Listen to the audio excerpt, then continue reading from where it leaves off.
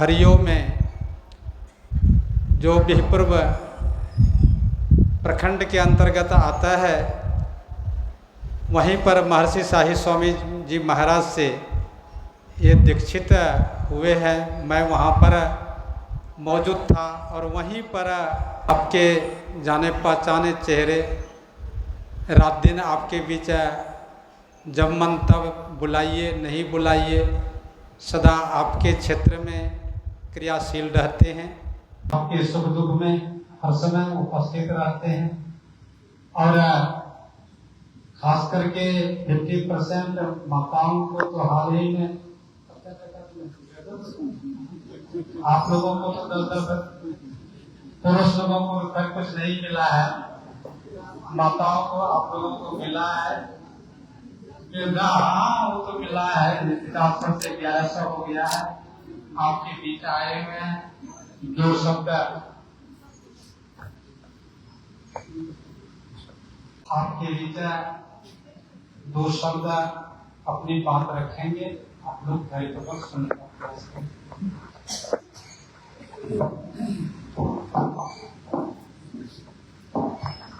सदगुरु महाराज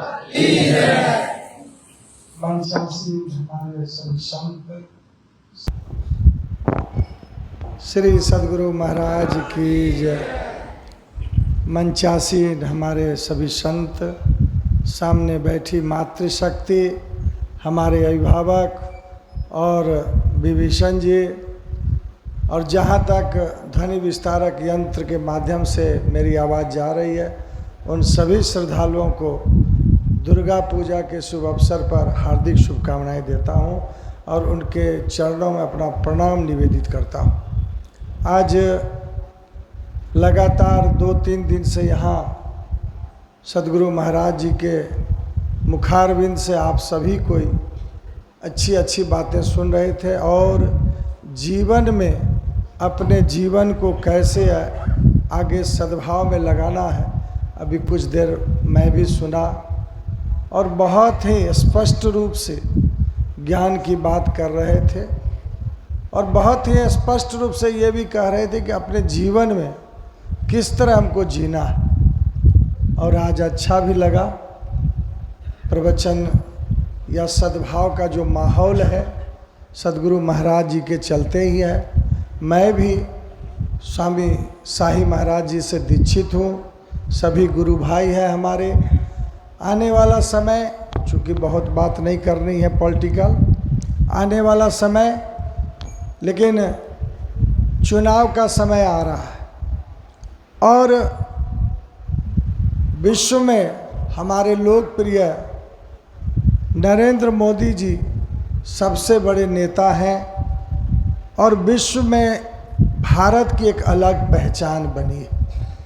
और आज अगर धर्म की रक्षा, सनातन धर्म को आगे बढ़ाने में देश आज़ाद हुआ उसके बाद कोई निभाया है तो वो हमारे विश्व के सबसे बड़े लोकप्रिय भारतीय जनता पार्टी के नेता और भारत के यशस्वी प्रधानमंत्री नरेंद्र मोदी जी हैं।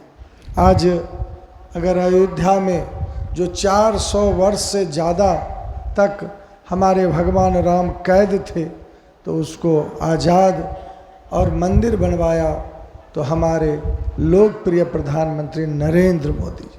आज सनातन धर्म की अगर रक्षा करने के लिए अगर कोई सोच रहा है, कोई मन में विचार भी आ रहा है तो सभी राजनीतिक दल को एक तरफ कर दीजिए और भारतीय जनता पार्टी को एक तरफ आप कर सकते हैं। अगर सनातनियों का, हमारे श्रद्धालुओं का, हमारे साधु समाज का, हमारे जो दिव्य सनातन धर्म को रक्षा करने वाले, हमारी संस्कृति की रक्षा करने वाले, हमारे पूरे भारतवर्ष में अगर जितने भी मंदिर है उसका जीर्णोद्धार अगर कोई किया है तो वो हमारे लोकप्रिय यशस्वी प्रधानमंत्री नरेंद्र मोदी जी हैं। इसलिए हम चाहते हैं कि हमारी सभी माताएं, और जहाँ तक मेरी सनातनी हमारी माताओं को मेरी आवाज़ जा रही है, अगर धर्म की रक्षा करना है, धर्म को आगे बढ़ाना है, मुस्लिमों से देश को बचाना है तो हम भारतीय जनता पार्टी के विधायक हैं, हम मोदी जी के विधायक हैं, हम सनातन धर्म के विधायक हैं। आप माताओं से आज भीख मांगते हैं कि हे माँ, धर्म की रक्षा के लिए यदि कुछ करना है तो 15 दिन बाद ये चुनाव का समय आ रहा है, वो आप कमल छाप पर वोट देंगे। इतना ही मुझे कहना था। बहुत बहुत धन्यवाद, बहुत बहुत धन्यवाद।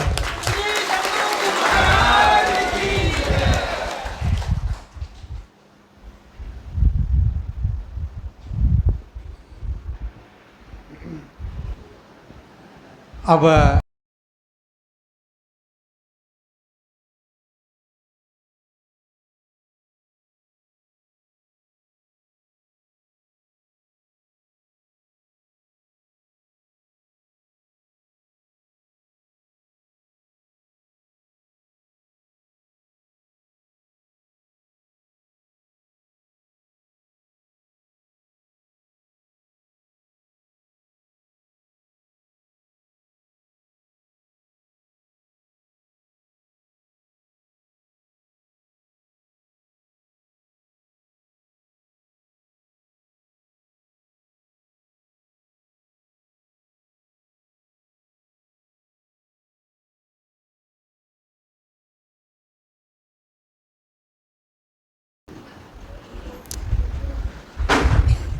एक बार जोर से जयकार कीजिए।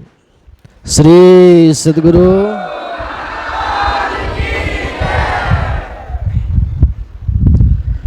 ध्येयं सदा परिभवग्नमभीष्टदोहम् तीर्थास्पदं शिवविरञ्चिनुतं शरण्यम् वृत्यार्तेऽहं प्रणतपालभवाब्धिपोतं वन्दे महापुरुष ते चरणारविन्दम्। धन्य धन्य सद्गुरु सुखद महिमा कही न जाय, जो कुछ कहूँ तुम्हारी कृपा, मोते कछु न बसाए। बोलिए प्रेम से श्री सद्गुरु महाराज की। श्री सद्गुरु महाराज की। परमाराध्य सद्गुरु महाराज जी के पावन युगल श्री चरणों में बारंबार नमन। मंचासीन वंदनीय साधु समाज के श्री चरणों में नमन। परम आदरणीय श्री विभीषण बाबू, परम आदरणीय सत्संग प्रेमी महानुभावों, पूजनीय माताओं एवं भक्तिमती धर्मशिला बहनों, पूरब पुण्य प्रकट भय सत्संग के बीच में आए पड़ी। सौभाग्य जगे जब संत मिले, वही शुभ दिन वही शुभ घड़ी।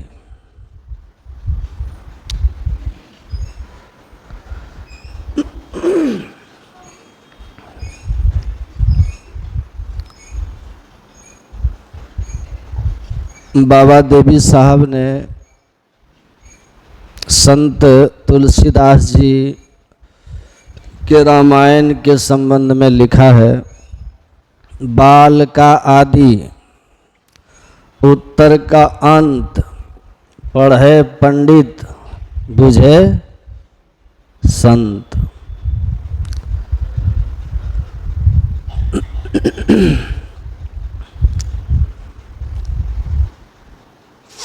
संत महात्माओं का, धर्म ग्रंथों का, वेद उपनिषद आदि का उद्घोष है कि ईश्वर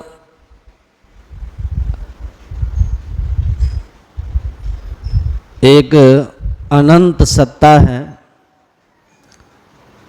जिस अनंत सत्ता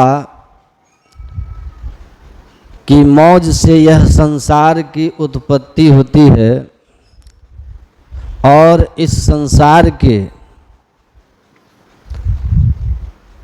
संचालन के लिए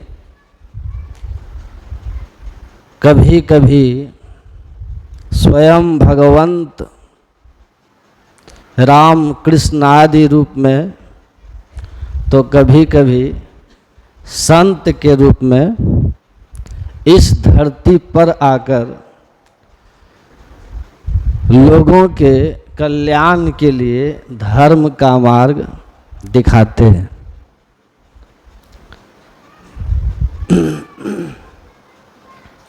अभी आप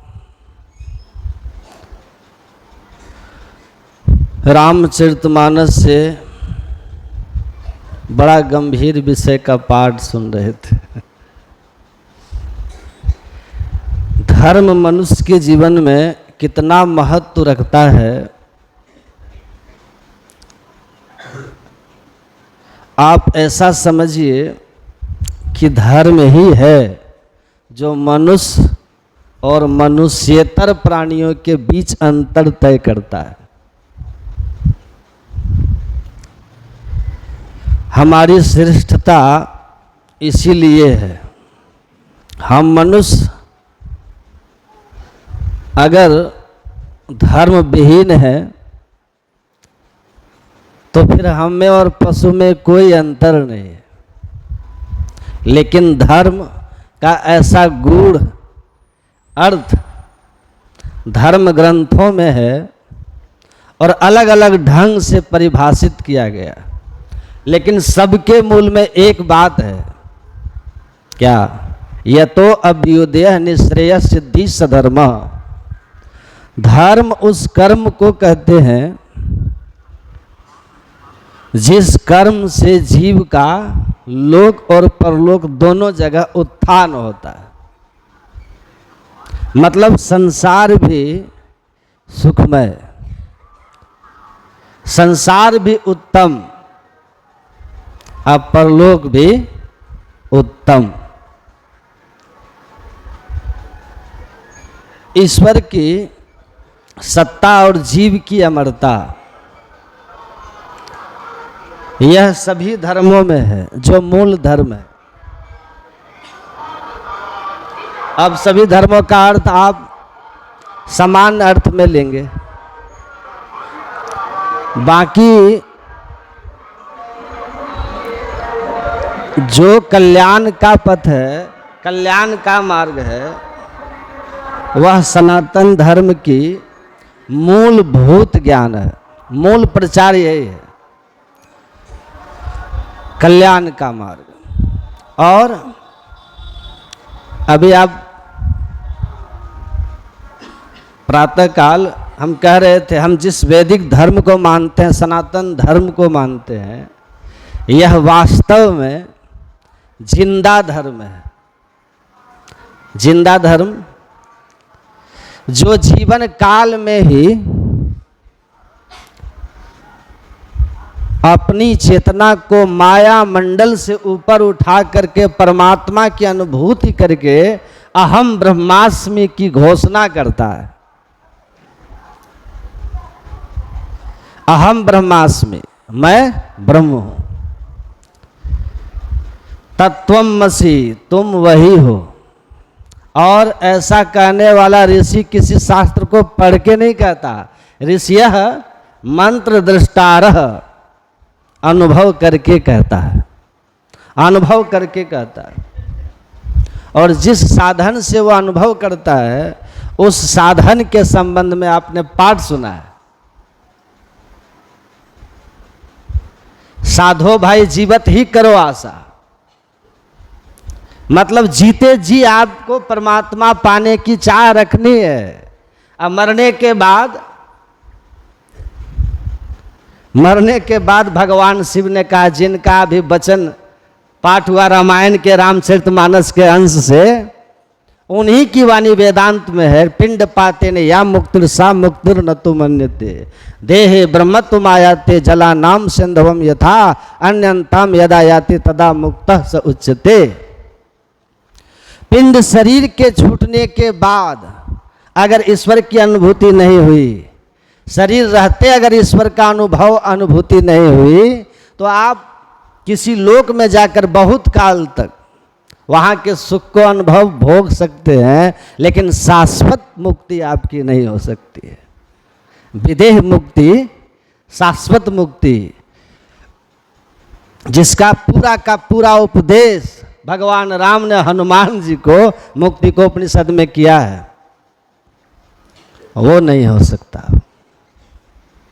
जैसे नमक समुद्र में घुलकर एक मेघ होता है, वैसे ही जीवन काल में जिस जीवन काल में आप माइक मंडलों को पार करके परमात्मा से एक मेघ होंगे, किस तरह से? तो कहा यथा नद्य चंदमाने समुद्रे अस्तंग गच्छन्ति नाम रूपे विहाया तथा विद्वान नाम रूपाद विमुक्त परात पर पुरुष मुपेति दिव्यम। जैसे नदी बहती हुई सागर में जाकर मिलती है और सागर से एक हो जाती है, फिर नदी की स्थिति नहीं रहती, वो सागर में लय होती है, वैसे ही जो जीव मनुष्य शरीरधारी जीव संत की सदयुक्ति से साधन करते हुए जिस जन्म में माया मंडल से मुक्त होकर ब्रह्म से एक हुआ है, सो जाने ही जय देव जनाई जानत तुम्हें हो जाए। महर्षि वाल्मीकि भगवान राम से कहते हैं, वो मोक्ष की अवस्था है। वह स्थिति जब तक नहीं आती, वेदांत के बताए हुए साधनानुकूल साधन करने वाले को मनुष्य का जन्म मिलता है और वो मनुष्य शरीर से कभी नीचे नहीं गिरता है। अंततः मोक्ष दिलाकर ही ये ज्ञान उसको छोड़ता है। तो बड़ा श्रेष्ठ और दुर्लभ ज्ञान है। परमाराध सदगुरु महाराज छपरा जिले में थे। दो बड़े विद्वान काशी के महात्मा गुजर रहे थे। कहते हैं तहबलदास जी एक सत्संगी थे और उनका जन्म एक दलित डोम परिवार में हुआ था। वो झाड़ू लगा रहे थे। रेलवे की छोटी सी सफाई कर्मचारी की नौकरी थी, लेकिन वो अपने मोहल्ले वाले को सबको चेता करके तहबलदास जी और सत्संग में जोड़ करके उनका खान पान को पवित्र कर दिया था। और ये स्मरण रखिएगा आप लोग, किसी भी व्यक्ति की उन्नति अगर आप चाहते हैं तो सबसे पहले उसका नैतिक उत्थान कीजिए, उसको सदाचारी बनाइए। अगर नैतिक उत्थान के बिना आपने किसी को हाथ में धन थमा दिया तो याद रखिए, जो आदमी आपके यहाँ ताड़ी वाला दारू पीता है ना, वो अंग्रेजी दारू पिएगा लेकिन धन बचा नहीं सकता, संस्कार बढ़ा नहीं सकता। संस्कार नहीं बढ़ाएगा वो। पहले उसके संस्कार को ऊंचा कीजिए, नैतिक उन्नति कीजिए। उन्होंने अपने मोहल्ले का नैतिक उत्थान कर दिया था तहबलदास जी। और जहां समाज के लोग वेतन मिलते ही शराब पीते रहते थे और कर्ज में डूबे रहते थे, सबको सुधार करके इतना उनका मोहल्ला पावन पवित्र था कि वेदांती लोगों को ये भ्रम हो गया कि किसी ऊंची जाति के मोहल्ले से गुजर रहा हो। और आपस में कह रहे कितना साफ सुथरा मोहल्ला है। जब तहबलदास जी ने कहा कि आप लोग कहाँ से आए हैं, कहा काशी से। कहा कुछ हमको भी धर्म उपदेश कीजिए। तो उन लोगों ने कहा कि आप लोग आप समझिएगा इस गुण ज्ञान को। तो वेदांत को, ईश्वर संबंधी ब्रह्म संबंधी गुण ज्ञान को आप समझ पाएंगे? तो तहबलदास जी ने कहा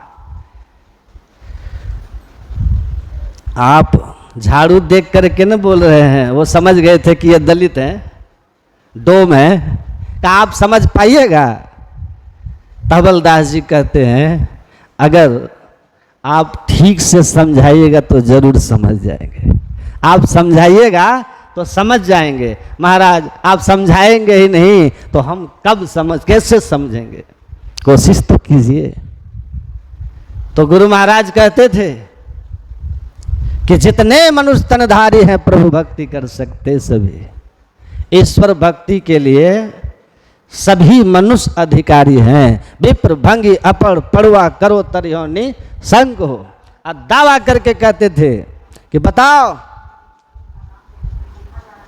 कि माता सबरी की कौन सी ऊंची जाति थी, और ये रविदास जी कौन से विद्यालय में पढ़े थे, और कबीर जी कौन से स्कूल में गए थे।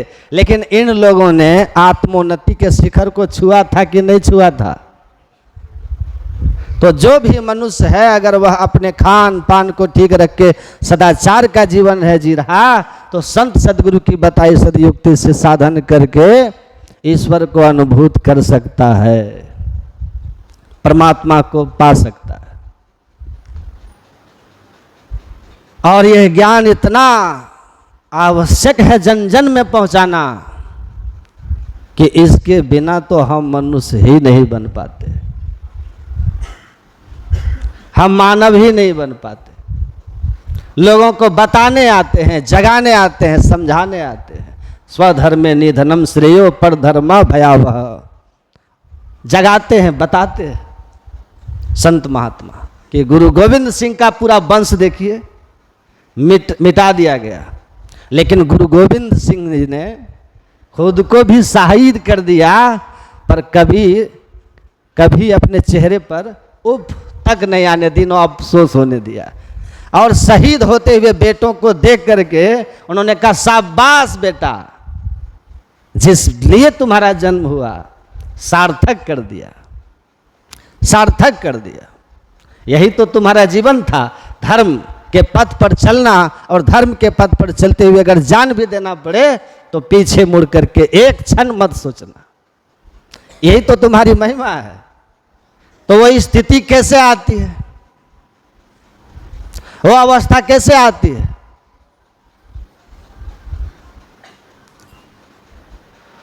एक अधिवेशन में गुरु महाराज जी से किसी पार्टी के एक नेता ने कहा, ये आप लोग सत्संग प्रचार करते हैं, इससे क्या होता है? तब गुरु महाराज जी ने कहा, आप लोग जो करते हैं उससे क्या होता है? उन्होंने कहा, हम देश के विकास करते हैं, देश की सुरक्षा करते हैं। गुरु महाराज जी ने कहा, जिस देश की आप सुरक्षा कर रहे हो, सत्संग के द्वारा हम उस देश की नींव मजबूत कर रहे हैं, नींव मजबूत कर रहे हैं।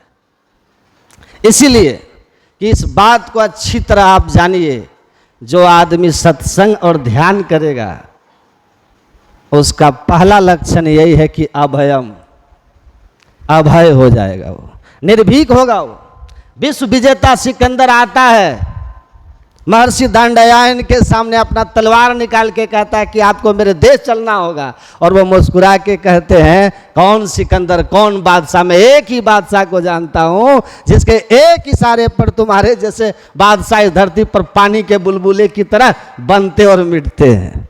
मैं एक बादशाह को जानता हूँ बस। कहा तलवार देखते हो, एक क्षण में गर्दन उड़ा दूंगा। कहा जिस गर्दन का तुम मुझे भय दे रहे हो, उस गर्दन से मैं बहुत पहले मुक्त हो चुका हूँ, और तुम मुझे मार नहीं सकते हो। ठहाका मार के हंसा, जैसे बंदावीर बेगारी ने फर्रुख सियर को कहा कि तुम शरीर का मांस नोच रहे हो ना, मुझे तुम नहीं छू सकते, क्योंकि नैनं छिंदन्ति शस्त्राणि नैनं दहति पावक न चैनं क्लेदन्त्यापो नैनं शोष्यति मारुतः। कहा बंदावीर बेगारी ने कि मेरे देश में कृष्ण हुए, उन्होंने साफ साफ कहा है कि आत्मा अमर है, वो किसी अस्त्र शस्त्र से नहीं कटती, न आग जला सकती है, न हवा सुखा सकती है, न पानी भिगा सकती है। अजर अमर अविनाशी हूं मैं, तुम मेरे शरीर को नोच रहे हो, मुझे नहीं। और सुनो, ये ज्ञान मेरा कोरा शास्त्र का नहीं है, अपने गुरु की कृपा से हमने अनुभव कर लिया है कि क्षेत्र क्षेत्र ययोर ज्ञानम यतज ज्ञानम मतम मम। शरीर और शरीर में रहने वाली चेतन आत्मा दो पृथक सत्ता है, और मैं उस पृथक स्वरूप को, जो मेरा निज स्वरूप है, ईश्वर अंश जीव अविनाशी, मैं अपने अविनाशी स्वरूप से परिचित हूँ। इसलिए मुझे कोई हिला नहीं सकता, कोई डिगा नहीं सकता है। तो आप अध्यात्म से जब जुड़ते हैं, अपने वास्तविक स्वरूप को जानते हैं, और कर्म और उसके सिद्धांत में जब आपकी दृढ़ आस्था होती है, तब फिर आपको लगता है मुहूर्तमपि प्रज्वलितम श्रेयो धूमायति सहस्रेयम। एक मुहूर्त आकाश में रात्रि में एक मुहूर्त आकाश में बिजली बन करके चमक करके मिट जाना, किसी भटके हुए को राह दिखाकर हजारों वर्ष तक धुआं की तरफ फैले रहने से महाभारत में लिखा है श्रेष्ठ जीवन है, श्रेष्ठ जीवन है। आप अंधकार बन के दुनिया में 100 वर्ष तक जी लें, उस जीवन का कोई अर्थ नहीं है। जीवन छोटा हो, जीवन छोटा हो लेकिन सार्थक हो, छोटा हो सार्थक हो। जीने के लिए तो कछुआ भी सुनते हैं 1000 वर्ष तक अजगर और 300 वर्ष तक से 700 वर्ष तक कछुआ जीता है। तो लंबी आयु अजगर और कछुआ वाली हो तो किस अर्थ का हो?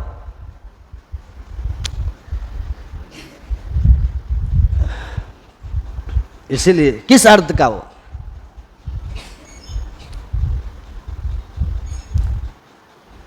छोटा जीवन, धर्म का जीवन हो, छोटा जीवन हो, सत्पथ पर चलता हुआ जीवन हो। 19 साल में खुदीराम बोस इस दुनिया को त्याग करके निकल लिए। 19 साल में फांसी के फंदे पे चढ़ गए। उनके बाद 100 वर्ष तक बहुत लोग जी होंगे, कोई अता पता नहीं जानता उनका, है ना। विवेकानंद जी महाराज कितने साल दुनिया में रहे? 39 साल। 39 साल की जिंदगी थी, पूरा दुनिया को हिला दिया। अपने धर्म का डंका पूरे दुनिया में बजा के चले गए। तो जीवन का मर्म क्या है? धर्ममय जीवन हो, सत्पथ का जीवन हो।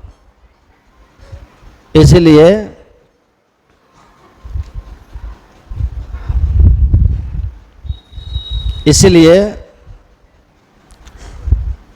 हम अपने को उस स्थिति में कैसे पहुंचाएं जब हमको कोई सतपथ से डिगा नहीं सके, जब कोई हमको हिला ना सके। कैसे होगा ये? छोटा सा प्रलोभन। आप देखिए, आप बहुत सिद्धांत में रहते हैं। सब मान लीजिए कि किसी आदमी ने कहा कि जाइए उस कमरे में 5 किलो भार का वजन का लोहे का 2 मूर्तियां हैं। लोहे के 5-5 केजी वजन की 2 मूर्तियां हैं। एक राम भगवान की है, दूसरा रावण की है। आप एक मूर्ति उठा करके ले जाएं अपने घर, जाओ तो स्वाभाविक रूप से आप किसको लीजिएगा? भगवान राम की मूर्ति उठाएंगे ना? उठाएंगे ना? क्योंकि राम मर्यादा पुरुषोत्तम है, अवतार ही है, धर्म की रक्षा करने वाले, पापी का संहार पूज्य है। राम को लेंगे, स्वाभाविक है ना। रावण को आप नहीं लेंगे। लेकिन उसी कमरे में आपको अगर कहा जाए कि जाइए, एक भगवान राम की मूर्ति है लोहे की 5 किलो वजन की, और दूसरा रावण की मूर्ति है 5 किलो वजन की सोने की। रावण की मूर्ति सोने की है, आ जाइए आप एक उठा लीजिए। अब आप बताइए किसको उठाइएगा? सारे सिद्धांत आपके हवा में उड़ जाएंगे। तब भगवान राम की मूर्ति की ओर आप देखेंगे भी नहीं, क्योंकि तब वहां सोना दिखाई देने लगेगा। रावण में सोना और राम में लोहा, है ना। आप सोच लीजिए, गुरु तेग बहादुर ने में ऐसी क्या चीज थी कि कहा कि एक तरफ गर्दन और एक तरफ तलवार है और एक तरफ इस्लाम है, दोनों में से एक को कबूल कर लो। उन्होंने गर्दन झुका के कहा तलवार कबूल कर लिया। आप अपने जान के लिए क्या क्या हम लोग नहीं करते हैं। इतना प्यारा मनुष्य का जान होता है, जीवन होता है। अपने जीवन की रक्षा के लिए दूसरे की जान लोग ले लेते। बताइए, अब वो कैसे थे? क्या था उनमें वो अद्भुत शक्ति? कहां से वो आई थी शक्ति जिसने गर्दन झुका दिया और कहा काट दो? धर्म से समझौता नहीं हो सकता। जिंदगी धर्म के सामने छोटी पड़ गई। ये व्यवस्था, ये सामर्थ्य शक्ति कहां से आई? सब आदमी के लिए संभव नहीं है। लाखों लोगों ने तलवार के भय से अपने को बदल लिया था। तेग बहादुर ने क्यों नहीं झुका, गर्दन दे दिया? क्यों? वो ये ज्ञान उनके पास था, ये ज्ञान था उनके पास। और ये ज्ञान हमारे जीवन में आता है सत्संग सुन करके। काकभुसुंडी जी का भी आपने गरुड़ जी महाराज के साथ के पाठ को संवाद के रूप में सुना है। भगवान शिव काकभुसुंडी जी के संबंध में बता रहे हैं। जब गरुड़ जी पहुंचते हैं, भगवान श्री राम अपनी लीला के क्रम में जब नागपाश में बंध जाते हैं तो गरुड़ जी को ला करके भगवान राम को नागपाश से मुक्त किया जाता है। मुक्त करते हैं ना, तो गरुड़ जी को अहंकार हो जाता है कि ये अगर भगवान है, अब भ्रम भी, और तो एक असुर ने इसको कैसे बांध दिया। मैं अगर समय से नहीं आता तो ये तो मर जाते, तो कैसे भगवान तो सर्व समर्थ हैं, सब समर्थ रघुनायक ही, सर्व समर्थ कैसे असुर से बंध गए। भ्रम हो गया। सगुन में सदैव भ्रम रहता है, याद रखिएगा। उनकी लीलाओं से सुनी मुनि मन भ्रम हो, अच्छे अच्छे विद्वान उनकी लीलाओं से भ्रमित हो जाते हैं। ब्रह्मा जी भगवान कृष्ण की लीला से भ्रमित हो गए थे। तो आम लोगों की बात को छोड़िए, गरुड़ जी की बात छोड़िए। तो वो गए हैं नारद जी के पास। नारद जी ने कहा कि मैं तो अभी आपको कुछ बता नहीं सकता, ब्रह्मा जी के पास जाइए। ब्रह्मा जी जब रास्ते में मिले तो कहा कि मैं भगवान राम के वास्तविकता के संबंध में जानना चाहता हूं। ये दशरथ पुत्र राम, ये वही राम है जो भक्तों के कल्याण के लिए अवतार लिए हैं, या कोई और राम है? अगर वही राम है तो ये नागपाश में कैसे बन गए थे? तब ब्रह्मा जी ने कहा, मिले ही गरुड़ मोहि मार्ग माही, कही बात समझाओ तो ही, अजब बहुकाल करिए सत्संगा, तब ही होए सब संशय भंगा। अरे आप राह चलते मिले हैं और सवाल खड़ा कर दिए हैं। राह चलते इतना गूढ़ ज्ञान को कोई समझा सकता है? बहुत समय लगता है सत्संग सुनते सुनते, तब जाकर के भ्रम मिटता है और वास्तविकता का बोध होता है। इसलिए मैं आपको क्या कहूँ, आप चले जाओ भगवान शंकर के पास कैलाश पर्वत पर, वह भी शांति से वहाँ विराज रहे हैं, वहीं जाइए, वो आपको बताएंगे। तो वही गरुड़ जी ने काकभुसुंडी जी के संबंध में, गरुड़ जी को भगवान शिव ने काकभुसुंडी जी को के संबंध में बताया कि आप मेरे पास आए हैं तो बहुत अच्छी बात है, लेकिन आप चले जाइए गरुड़ जी काकभुसुंडी जी के पास। काकभुसुंडी जी के पास जाइए आप, वो कथा करते रहते हैं, वहाँ जा कर के आप सुनिएगा तो आपको सारी शंकाओं का समाधान हो जाएगा। उसी समय माता पार्वती ने पूछा भगवान शिव से कि ये काकभुसुंडी कौन है, कहाँ रहते हैं और आप वहाँ कैसे पहुँचे थे? तब भगवान शिव ने कहा कि सती रूप में जब आप अपने पिता के यहाँ बिना निमंत्रण के गई थी और अपमानित होकर के वहाँ अपना देह त्याग दी थी, तो मैं आपसे विचलित, आपके वियोग से विचलित होकर के और ऐसे ही जहाँ तहाँ घूम रहा था, तभी मैंने देखा कि गिरी सुमेर उत्तर दिशि दूरी, नील शैल एक सुंदर भूरी, तासु कनक में शिखर सुहाए, चार चार मोरे मन भाए। मैंने देखा सुमेरु गिरी के उत्तर में एक पर्वत नीलगिरी, जिसके 4 शिखर और उनके 4 शिखर थे। उसी के एक शिखर पर, बहुत ध्यान से सुनिएगा, काकभुसुंडी हैं जो बैठे हुए हैं, अब बैठ करके कथा कर रहे हैं। आ वहीं सुनहि अनेक विहंगा, वहाँ बैठ करके बट्टर कह हरि कथा प्रसंगा, आ वहीं सुनहि अनेक विहंगा। बट वृक्ष के नीचे काकभुसुंडी जी बैठकर हरि की कथा कर रहे हैं। अब बहुत सारे पक्षी वहाँ पर आकर के उनकी कथा को सुन रहे हैं। तभी मैं वहाँ हंस का रूप बना करके पहुँचा था और वहीं मैंने काकभुसुंडी जी से संपूर्ण राम कथा सुनी थी। आप वहीं चले जाइए। अब देखिए, यहाँ से सीधी बात, काकभुसुंडी जी के संबंध में वो कहते हैं कि तेहि गिरि रुचिर बसई खग सोई, तासु नाश कल्पांत न होई। मतलब ये है, कल्प के अंत में सृष्टि का प्रलय हो जाता है।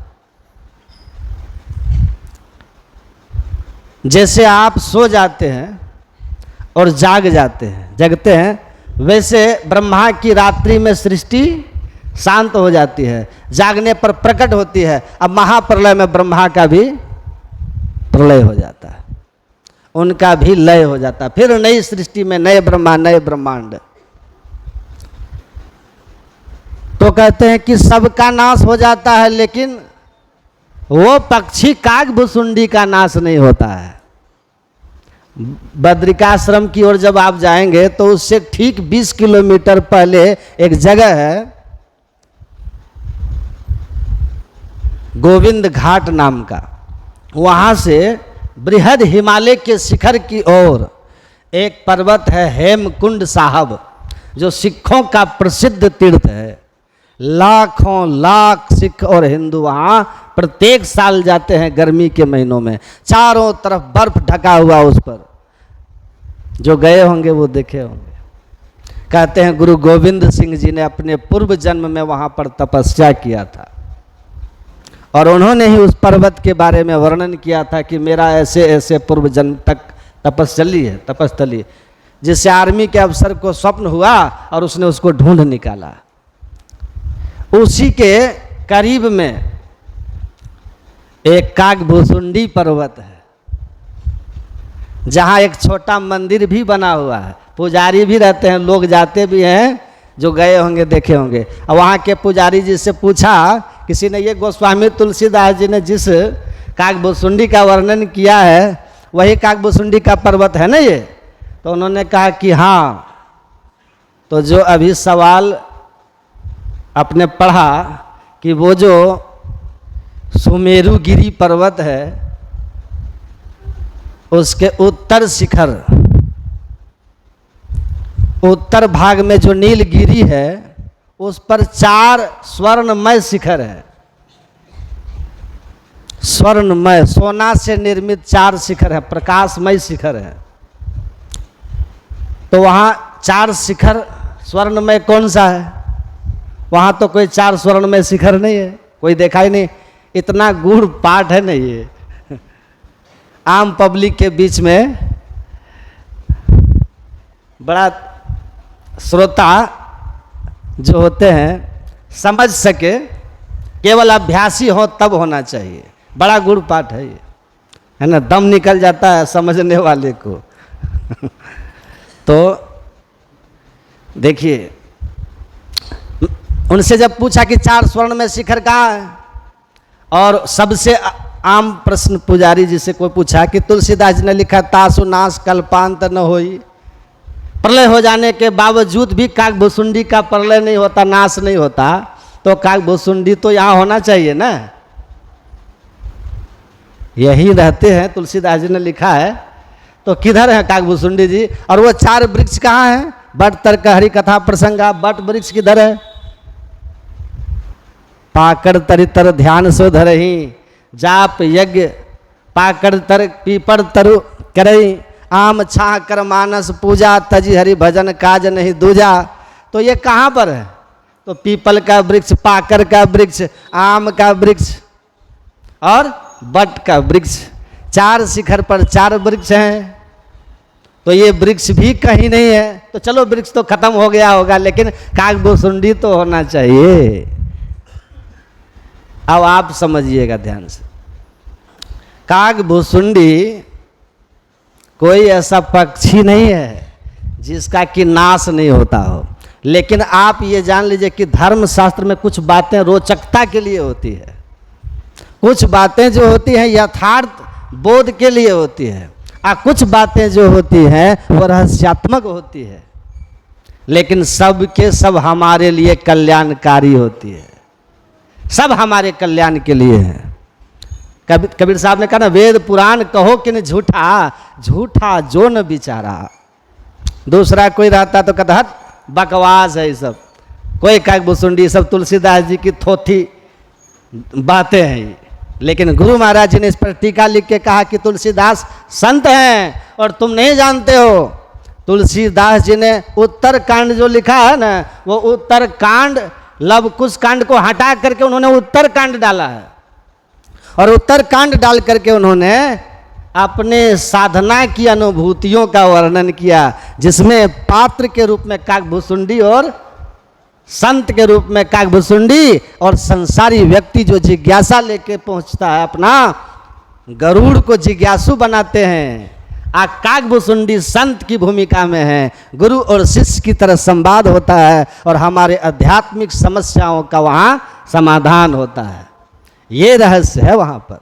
इसीलिए वो 7वां कांड जो है ना, वहाँ पर लवकुश कांड के जगह उत्तर कांड आया है। उत्तर कांड विशुद्ध वेद का ज्ञान कांड है। जैसे वेद के अंतिम भाग को ज्ञान कांड कहते हैं, वैसे तुलसी कृत रामचरितमानस का अंतिम कांड उत्तर कांड ज्ञान कांड है, जो साधक अपने अंदर में अनुभव करता है। गुरु महाराज जी ने साफ साफ कहा कि समझ लीजिए इस बात को कि ये बात सत्य है, लेकिन ये काकभुसुंडी आंख बंद करने पर जो अंधकार देखते हो ना, इस शरीर में जो जीव रहता है उसका नाश होता है क्या? ईश्वर अंश जीव अविनाशी, जीव का कभी नाश नहीं हो सकता, क्योंकि ईश्वर का अंश है। इसलिए कबीर साहब 135 वर्ष तक जीवित रहे। और कोई पूछा होगा उनसे कि बाबा कब आप दुनिया से जाओगे, कब मरिएगा? तो कबीर साहब ने बड़ा सुंदर उत्तर दिया था, मैं क्यों मरी हूं, हरि मरी हो तब मैं मरी हूं, हरि न मरे हम काहे मरी हो। अरे हम क्यों मरेंगे? अगर ईश्वर मरते हैं तो हम मरेंगे, ईश्वर नहीं मरते, ईश्वर अमर हैं तो हम भी अमर हैं। यही बात तो यजुर्वेद के ऋषि ने कहा, स्रवन्ते विश्वे अमृतस्य पुत्रा, कहा है अमृत के पुत्रों, पर अमृत मतलब अमर, अमर परमात्मा की अमर संतान हो तुम। लेकिन आश्चर्य है, भगवा के बचवा भी लैया ले जाए कोई, देखो लोग कबीर साहब कहते हैं आप शेर परमात्मा की अविनाशी संतान हो। छोटे छोटे लोभ मोह प्रलोभन में डर जाते हैं और दुबक जाते हैं, है ना, डर जाते हैं ना। थोड़ा कोई आंख दिखाया झूठी गवाही दे जाते हैं। यहाँ जान की बाजी लगा करके लोगों ने जान कुर्बान कर दिया, लेकिन सत्य से पीछे नहीं हटा किसी को, है ना। आप समझिए इसको, इस ज्ञान से परिचय जिस दिन हो जाएगा ना, भगवान कृष्ण ने कहा भयता उसी दिन आ जाएगी आप। हाँ, जब हम अमर हैं तो फिर मरने का भय कैसा? फिर कोई हमसे कैसे गलत करा लेगा? कोई कैसे हमको डरा सकता है, भयभीत करा सकता है?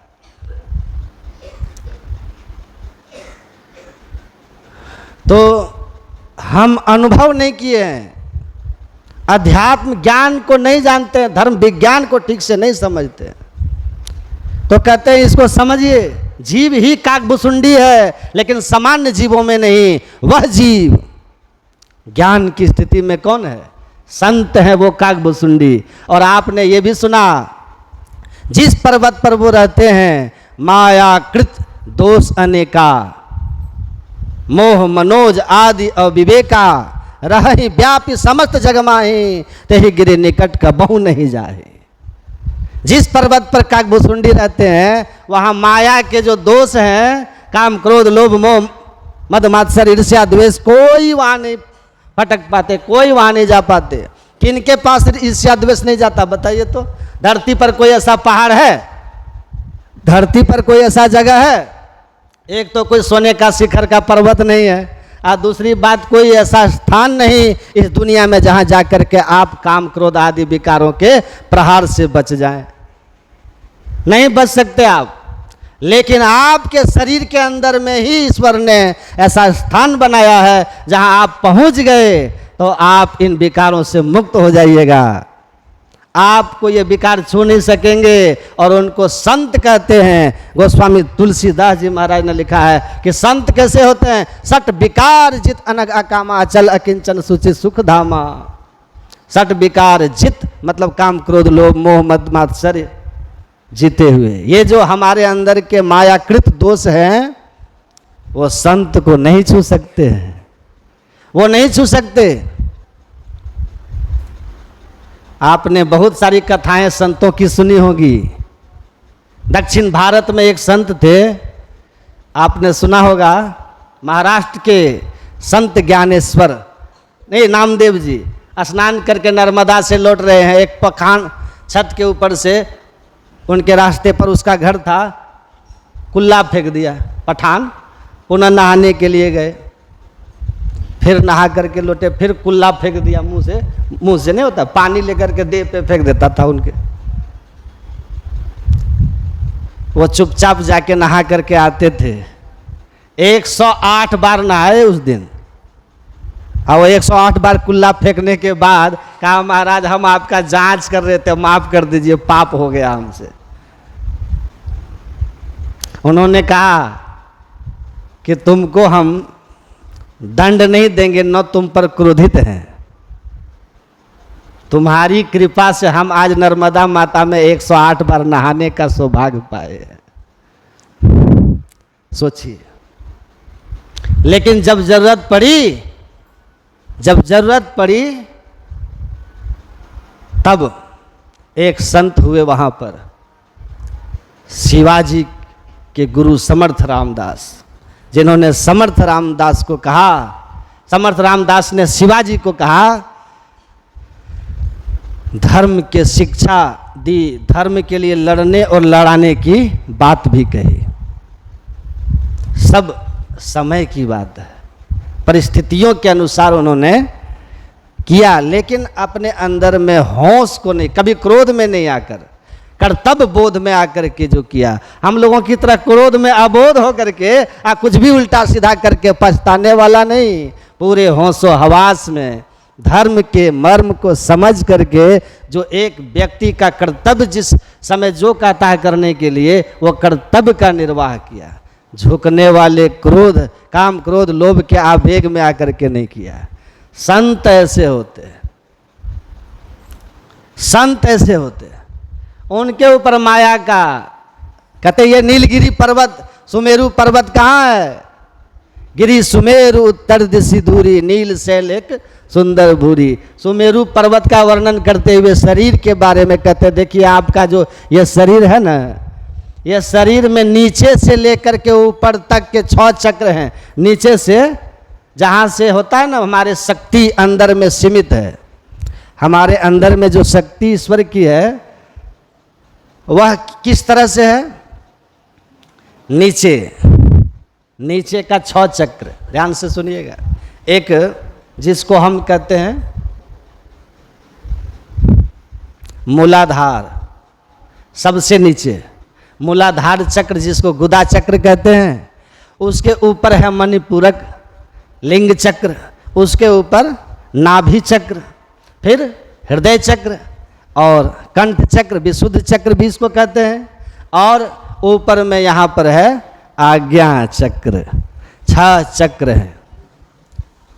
तो हमारी जो चेतन शक्ति है, वह जो हमारी रीढ़ की हड्डी है ना, उस रीढ़ की हड्डी में योग नाड़ियां हैं, और चेतना जो है वो नीचे की ओर जा करके और मूलाधार चक्र में फंसी हुई है।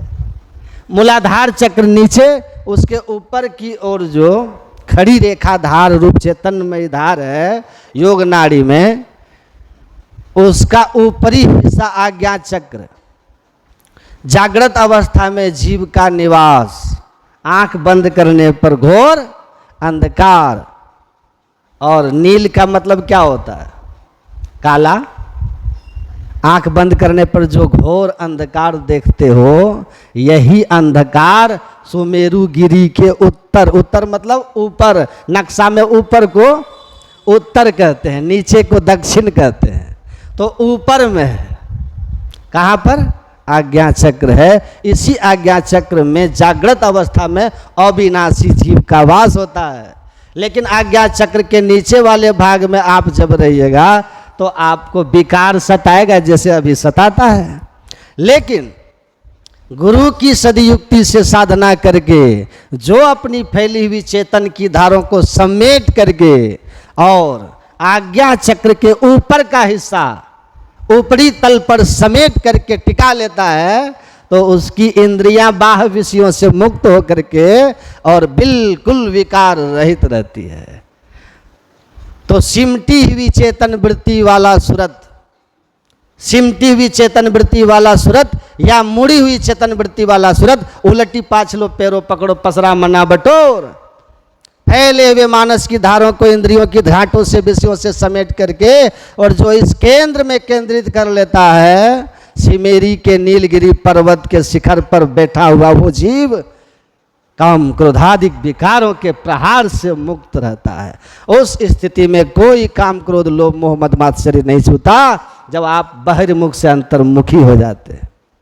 और ऐसे ही जीव काकभुसुंडी है, अंतर्वृत्ति वाला साधक संत, अंधकार के शिखर पर बैठा हुआ, प्रकाश मंडल में कोई नहीं सताता। तो इस तरह की स्थिति कैसे आती है? कही गिरी तही गिरी रुचिर बसई खग सोई, तह बसी हरि ही भजहि जिमि कागा, सो सुनो सहित उमा अनुरागा। भगवान शिव कहते हैं उसी वृक्ष के नीचे, उसी पर्वत पर रह करके जिस तरह परमात्मा की भक्ति करते हैं काकभुसुंडी जी, वह मैं तुमको सुना रहा हूँ। बड़ा प्रेम और श्रद्धा से सुनना, प्रेम और श्रद्धा से सुनना। सो सुनु सहित सरिस अनुरागा। तो वहीं से कहते हैं कि पीपड़ तरुतर ध्यान सो धरई, जाप यज्ञ पाकड़ तर करई, आम छाह कर मानस पूजा, तजी हरि भजन काज नहीं दूजा, बट तर कर हरि कथा प्रसंगा, आ वहीं सुनहि अनेक विहंगा। ये उनकी साधना है काकभुसुंडी की, यही साधना वो करते हैं। उस अंधकार के नीलगिरी पर्वत में अपनी वृत्ति को समेट के रहने वाला काकभुसुंडी, आप क्या करते हैं? बड़तर का हरि कथा प्रसंगा। गुरु महाराज कहते वो बट वृक्ष क्या है जिसके नीचे बैठकर वो हरि की कथा करते हैं? वो बट का वृक्ष कुछ और नहीं है। वैसे हिमालय के उन इलाकों में न बट होता है, न पीपल होता है, न पाकर होता है, न आम होता है। हिमालय के उन क्षेत्रों में ये सब वृक्ष वहाँ होते नहीं, वहाँ तो चील होते हैं, देवदार होता है। चील और देवदार के अतिरिक्त तो उन हिमालय के गहरे पहाड़ियों में कुछ होता नहीं है। तो वहाँ पर बट वृक्ष क्या है? कहते हैं अनेक धर्मशास्त्रों के उद्धरणों को, ज्ञान को सहारा लेकर उसकी छांव में बैठकर सत्संग करते हैं। अनेक धर्मशास्त्रों का सहारा लेकर, जैसे हम लोग संत मत में करते हैं ना, जहाँ कहीं भी भौरे की तरह, जहाँ कहीं भी जिस फूल पर बैठो वहाँ से पराग लेके निकल जाओ, है ना। हम तो पुराण भी से कुछ अच्छी बात लेते हैं और कुरान और बाइबिल से भी ले लेते हैं जो काम की चीज़ें होती है। तो बटतर का हरि कथा प्रसंगा का अर्थ यही है कि विशाल जो धर्म ग्रंथों का एक क्षेत्र है, वैसे ही मूल ज्ञान धर्म ग्रंथों का कल्याणकारी बातों को जगह जगह से निकाल करके और लोगों के बीच में सत्संग कथा वार्ता करते हैं। तो ये जो गुरु का भेद है ना, यही पाकर वृक्ष है। पाकर यही है, जाप यज्ञ जिस वृक्ष के नीचे कर रहे हैं ना आप, पाकर वृक्ष, वो पाकर का वृक्ष है। गुरु का भेद, उसी की छत्र छाया में, बिना भेद के नहीं होगा भजन। बिना भजन, बिना गुरु के भेद के भजन नहीं होगा। गुरु भेद बताते हैं, जप कैसे करना है, कौन सा मंत्र जपना है और किस तरह से जपना है।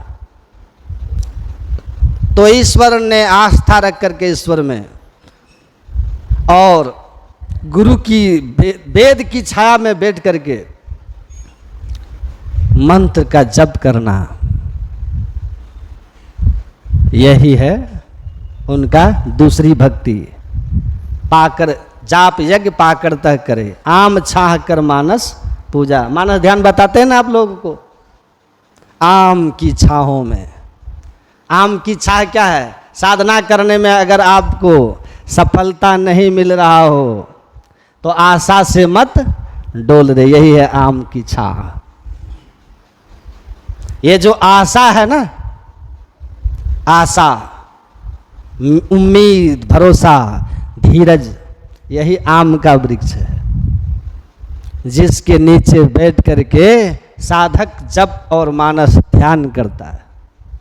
मानस जप मतलब मंत्र का जप किया गुरु की भेद से, अब फिर साधना में हम सफलता नहीं मिल रही, मन हमारा नहीं रुक रहा, मन नहीं पकड़ा जाए, बहादुर जवान है, करता है खुरखुंद बड़ा शैतान है, ऐसा यार हरीफ बसे इस हलक में, अरे हारे पलटू उड़ता कुछ हजार पंख बिनु पलक में।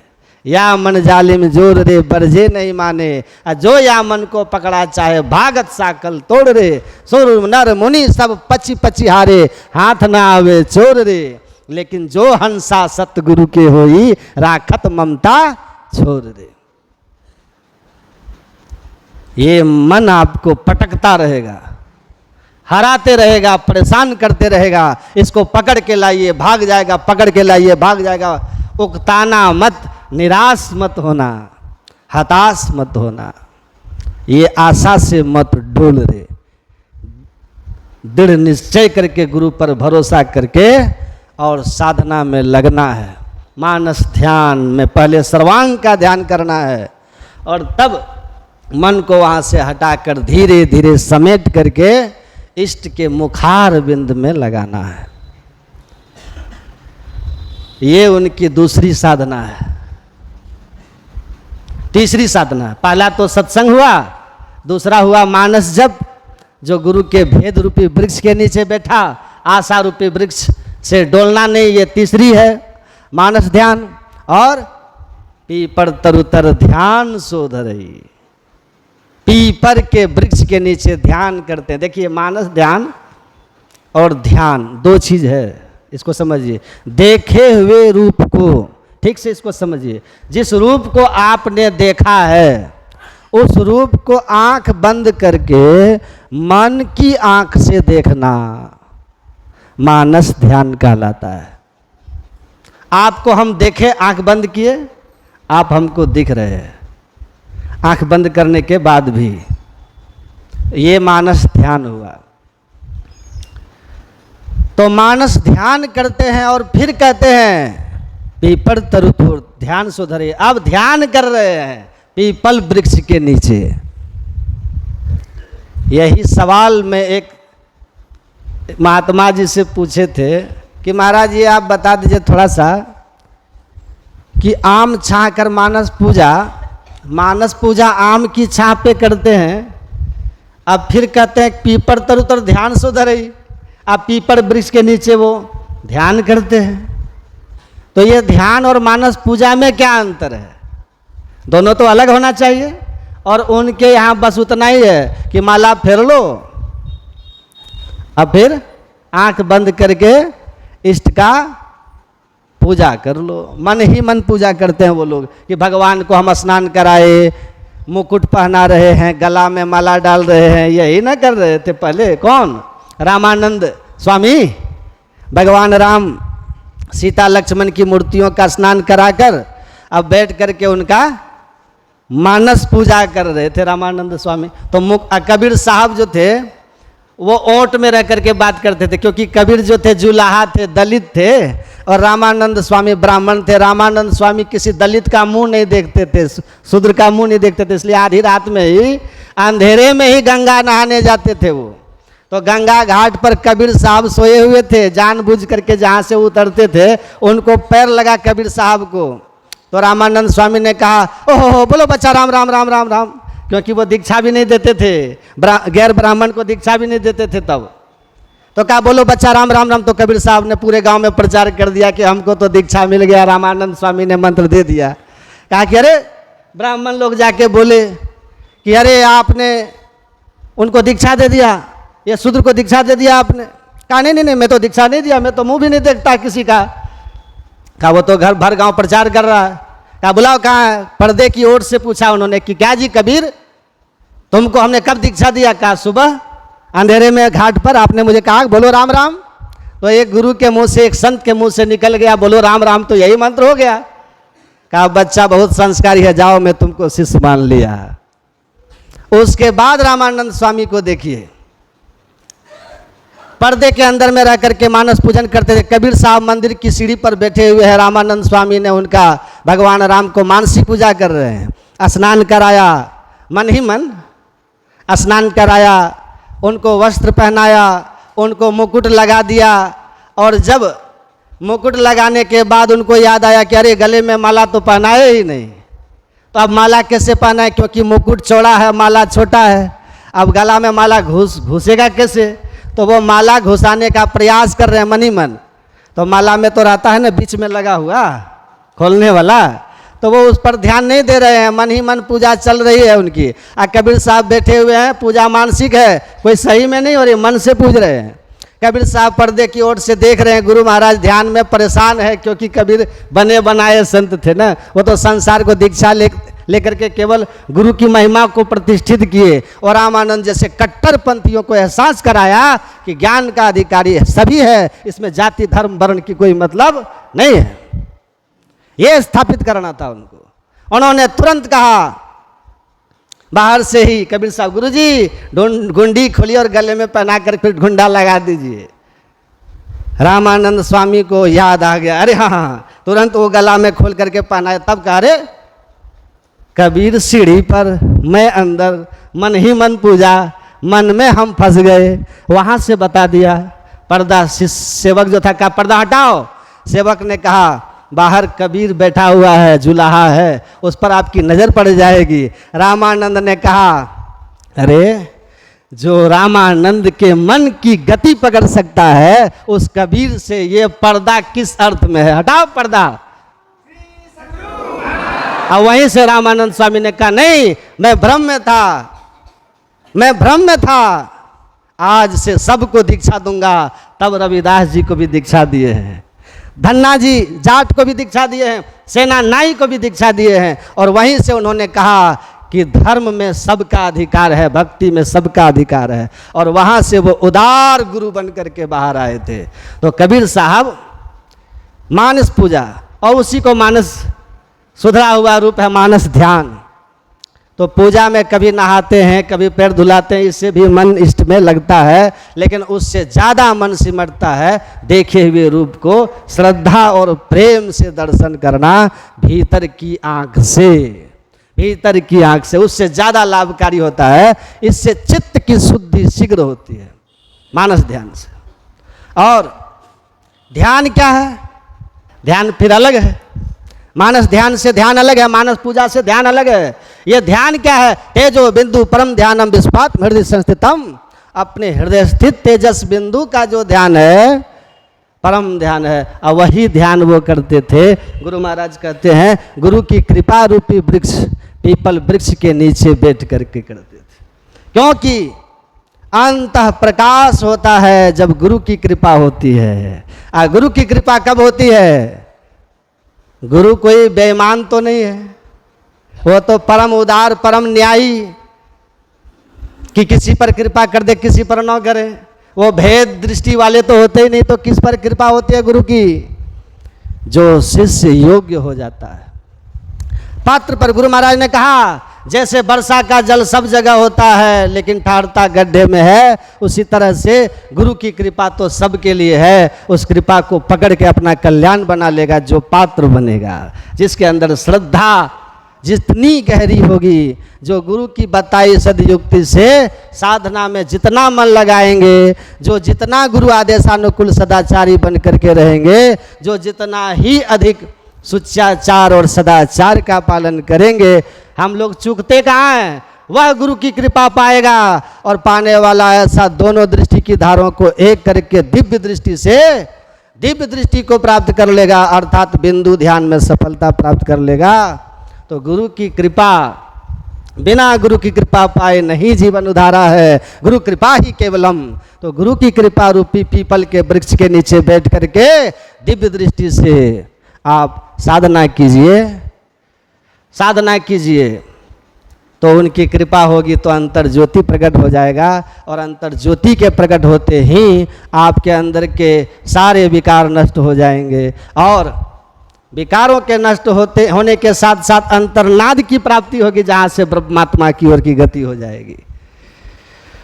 अंतर पथ पे चलिएगा, अंतर पद पे चलने वाला ही माया के सारे आवरणों से मुक्त होकर के दिव्य दृष्टि के बाद आत्म दृष्टि को पाता है, जब वो कैवल्य दशा में जाता है।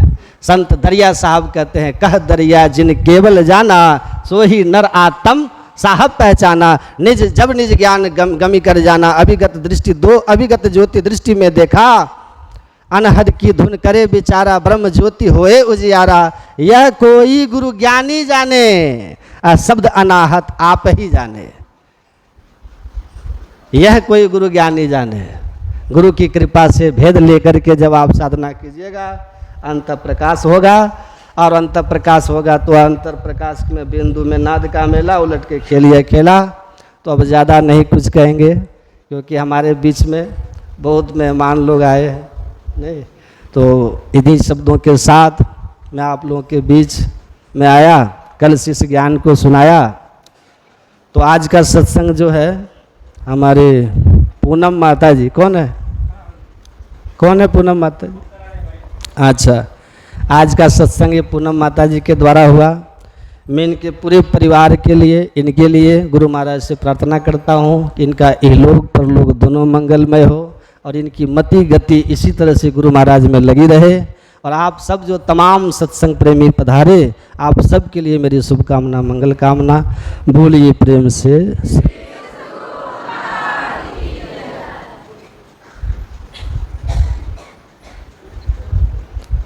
विधायक जी हैं, कौन है? विधायक जी आए, दीजिए दर्शन, ले जाइए, कोई बात नहीं, इसको खोलिए।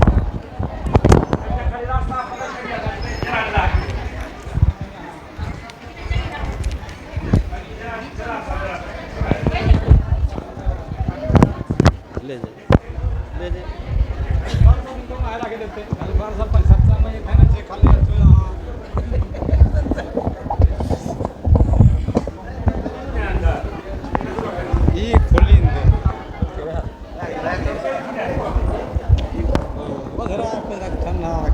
माइक ऑफ करने दीजिए। नहीं थोड़ा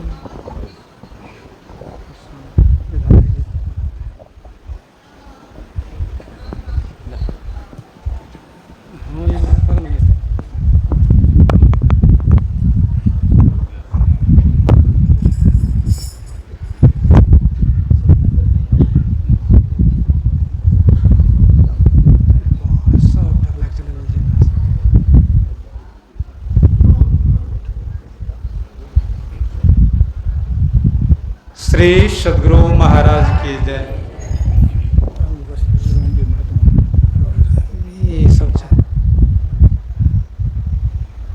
श्री सद्गुरु महाराज की जय। विधायक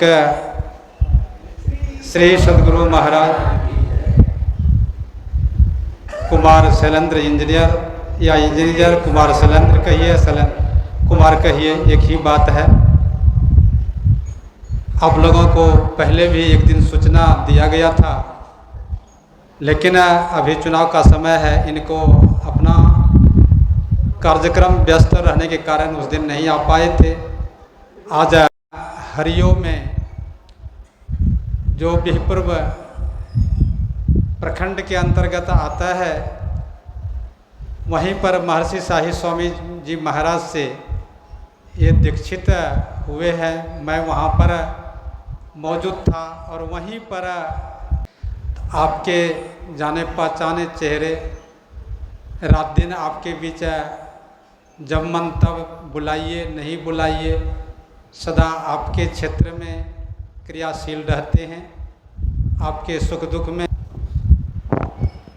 श्री सद्गुरु महाराज की जय। मंचासी हमारे सभी संत, सामने बैठी मातृशक्ति, हमारे अभिभावक और विभीषण जी, और जहाँ तक ध्वनि विस्तारक यंत्र के माध्यम से मेरी आवाज़ जा रही है, उन सभी श्रद्धालुओं को दुर्गा पूजा के शुभ अवसर पर हार्दिक शुभकामनाएं देता हूं, और उनके चरणों में अपना प्रणाम निवेदित करता हूं।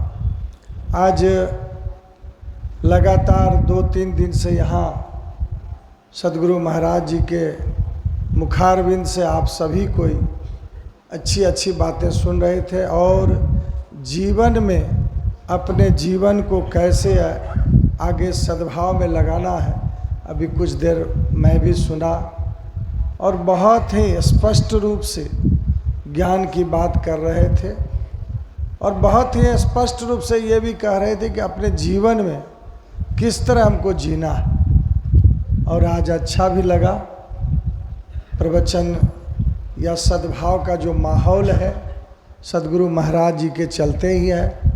मैं भी स्वामी शाही महाराज जी से दीक्षित हूँ, सभी गुरु भाई हैं हमारे। आने वाला समय, चूँकि बहुत बात नहीं करनी है पॉलिटिकल, आने वाला समय, लेकिन चुनाव का समय आ रहा है और विश्व में हमारे लोकप्रिय नरेंद्र मोदी जी सबसे बड़े नेता हैं और विश्व में भारत की एक अलग पहचान बनी है।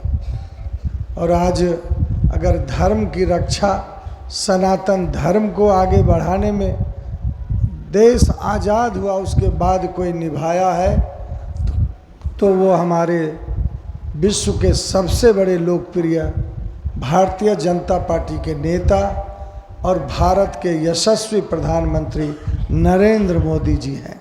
आज अगर अयोध्या में जो 400 वर्ष से ज़्यादा तक हमारे भगवान राम कैद थे तो उसको आज़ाद और मंदिर बनवाया तो हमारे लोकप्रिय प्रधानमंत्री नरेंद्र मोदी।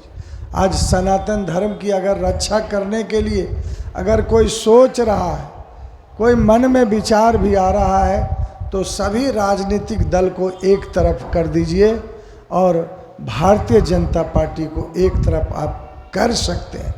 अगर सनातनियों का, हमारे श्रद्धालुओं का, हमारे साधु समाज का, हमारे जो दिव्य सनातन धर्म को रक्षा करने वाले, हमारी संस्कृति की रक्षा करने वाले, हमारे पूरे भारतवर्ष में अगर जितने भी मंदिर है उसका जीर्णोद्धार अगर कोई किया है तो वो हमारे लोकप्रिय यशस्वी प्रधानमंत्री नरेंद्र मोदी जी हैं। इसलिए हम चाहते हैं कि हमारी सभी माताएं और जहाँ तक मेरी सनातनी हमारी माताओं को मेरी आवाज़ जा रही है, अगर धर्म की रक्षा करना है, धर्म को आगे बढ़ाना है, मुस्लिमों से देश को बचाना है तो हम भारतीय जनता पार्टी के विधायक हैं, हम मोदी जी के विधायक हैं, हम सनातन धर्म के विधायक हैं। आप माताओं से आज भीख मांगते हैं कि हे माँ, धर्म की रक्षा के लिए यदि कुछ करना है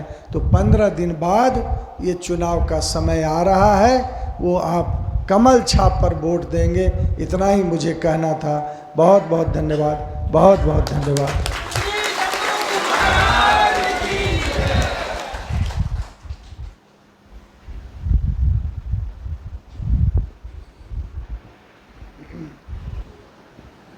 अब